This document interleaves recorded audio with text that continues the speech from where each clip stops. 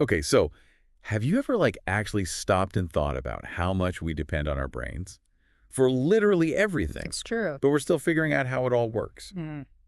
especially the connection between our brain and body? Yeah. Like we see it every day, right? Mm-hmm. A good workout can totally clear your head. Yes. But then too much coffee just makes you, crash. Ugh, the worst. Yeah. It's like, what's the science behind it all? Right. Well, that's what I find so fascinating about this new research from Western University. They're working with the Manchester Science Festival for this big study they're calling Brain and Body, looking at how what we do every day affects how our brains work and, our mental well-being. Yeah, it's a huge study. Over 2,000 people Wow. in just the first part. Wow. They're answering all these questions about their routines and lifestyles Okay. and playing these online brain games. Ooh, I love brain games. Yeah, they're made by a company called Krayos. Okay. I think I'm saying that right, Krayos. And is this where it gets really interesting for the gamers out there? Yes. Because the study found that people who play video games regularly, especially those who play one type for 5+ hours a week, Yeah. score similarly on these cognitive tests to people over 10 years younger. I know. I can hear people now. So I should skip the gym and just play video games. And me up. Haha, not so fast. We've got to look at why. It's not just how long they're playing, but what those games are doing to their brains. So it's not about becoming a couch potato, No. but maybe choosing games strategically, like a brain workout routine. Totally. Like imagine the skills you need to play a fast-paced action game. Your reaction time, Oh, yeah. visual processing, decisions like that. Those games might actually be exercising those cognitive muscles. So cool. It's like cross-training, but for your brain. Exactly. That's why we need more research to really figure out which types of games help the most and how that translates to skills we use in the real world. Okay, I am hooked already. But before we get too far into the gaming, I want to shift gears a little and talk about the other big thing from this study. Yeah. Exercise. Right. And how it affects our mental health. Yeah, absolutely. The researchers also looked at how active people were and if they had any anxiety or depression. And honestly, what they found is really interesting. Meeting those World Health Organization recommendations, Yeah. 150 minutes of exercise each week Okay. meant people were much less likely to have those symptoms. It makes sense. Even if I just have time for a quick walk, I always feel better after. More energy, clear-headed. Totally.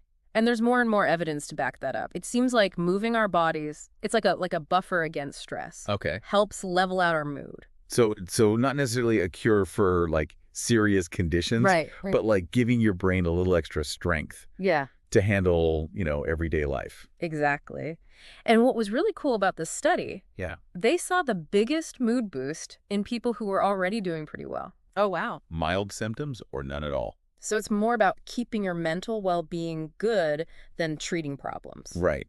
It kind of says that moving our bodies regularly could be a big part of preventing those problems in the first place. Like we're building our brain's defenses. Yeah. Now, I know they have some visuals from this study, charts and stuff. Yeah. Would you be up for walking through them with me? Let's do it. Perfect. So we're looking at a few charts. Each one shows how cognitive scores change as people age. It's like a snapshot of how our brains are working at different points in life. Yeah. And you'll notice that the scores are, they're shown as standard deviations from the mean. Okay, before your eyes glaze over, let me explain that in a way that makes sense. So say the average person in the study gets a 50 on a test. Okay. Someone way above average, one standard deviation higher, might get around a 60. Got it. One standard deviation lower, maybe around a 40. Okay, so it's a way to measure how different someone's score is from the average score. You got it. Now, look at that first chart. Overall cognitive scores. You'll see two groups. Okay, see them? The purple dots. Those are the folks who did not get enough exercise by those World Health Organization standards. And the green triangles, those are the ones who did. The lines just show the general trend for each group. And those lines are going down as we go to the right, meaning our scores tend to get worse as we age. It's a natural part of aging, yeah. But here's where it gets really interesting. Okay. See how the angle of the lines is different? Oh, you're right. Especially the green group, the ones who are active, their scores are going down much slower. So it's like they're holding steady longer than the purple group. It's exactly what it shows. Yeah. Exercise is protecting their brain power. Okay, so let's loop back to video games for a sec. Yes. Let's talk about those gamers racking up 5 hours a week. What else did they find out? Well, we got to remember, just because two things are connected doesn't mean one causes the other. Okay, yeah. Just because we see those high scores in frequent gamers Right.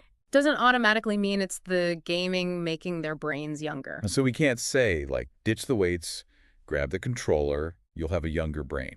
Not quite. More research needed, Okay. right? Ugh, the classics. One of the big questions is, which kinds of games matter most? Is it the action games, all those crazy reactions and stuff? Yeah. Or the strategy games, the ones that really make you think and plan ahead? Ooh, good question. Or something else entirely? We don't know yet. Yeah, I can definitely see how just zoning out on a screen wouldn't do much. Right, exactly. But give me a good puzzle game, and I am on it. That's what I'm talking about, engaging your brain, really using it. Yes. That's what's so cool about all this research. Hmm. It's like a whole new way of thinking how to keep our brains healthy as we get older.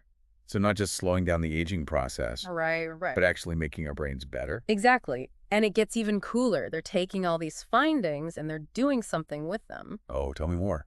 So the Manchester Science Festival. Yeah, they're doing a pilot study now, looking at the short-term effects Short term, okay. of gaming and exercise on the brain. So what are they actually doing in this study? They're calling it like a brain gym. Haha. I love that.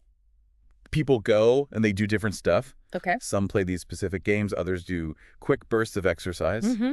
And then they see how it affects things like memory, attention span, how fast people react. So is it like, I don't know, eating healthy over time versus that energy from a big cup of coffee? Haha, yeah, kind of. The long study gives us the big picture, right? Yeah. How lifestyle affects our brains as we age. Right, over years. This pilot study, it's like a snapshot. Okay. What happens right away after these specific activities? Makes me wonder, could we someday have personalized brain workout routines like they have at the gym? Totally. Imagine like an app for your brain. Okay. It figures out your strengths and weaknesses, then makes a custom plan for you. Oh, wow. Just like a fitness app. That would be amazing. Then you could track all your progress alongside your steps, Yeah. how well you're sleeping. Did I imagine your doctor could be like, your memory's a little fuzzy, go play Tetris for an hour. Uh-huh. Or you need to work on your strategic thinking, time for some StarCraft. Okay, I'm sold. Sign me up for that future. Right. It all goes back to how powerful that brain-body connection really is. Absolutely. We've talked about gaming, we've talked about moving our bodies. Mm-hmm. But what does this research tell us about keeping our minds sharp and feeling good day to day? We've covered so much. Yeah, we have. Those awesome scores in people who game a lot. Mm-hmm. How exercise can help you feel better. Right. There's a lot to take in. So what does it all mean for us? Yeah. Like in our everyday lives, how do we actually keep our brains healthy? It can be a bit much, for sure. Yeah. Especially since there's so much we're still learning. But I think this research gives us a really good place to start. It shows how important our choices are, you know? And I don't just mean what we're eating Right. or how much sleep we get, but like how we're actually using our brains and bodies. It's like we've been so busy Yeah. making sure our brains have enough fuel that we forgot to actually exercise them. Yes, exactly. That's what I love about all this new research. It's like a whole new way of thinking about getting older. Not just like trying to slow things down. No, it's about getting better with age, staying sharp, staying active, I love that. and honestly, just feeling good. Yes, it's not about being scared of getting older. It's about like doing it well, mind and body, right? 100%. And who knows, maybe someday brain training will be like just a normal thing, like going to the gym. Yeah, brain gyms popping up everywhere. Exactly, offering their own like special routines and stuff. Oh, I love it. Imagine apps that are like brain training quests, trackers that show you how stressed your brain is, not just how many steps you've taken. Oh, exactly. VR brain game competitions. Now you're getting it. Yeah. Imagine making time to challenge your mind every day. Like, it's no big deal, part of your routine. Okay, I am here for it. I think even without all that futuristic stuff, this research tells us something super important. What's that?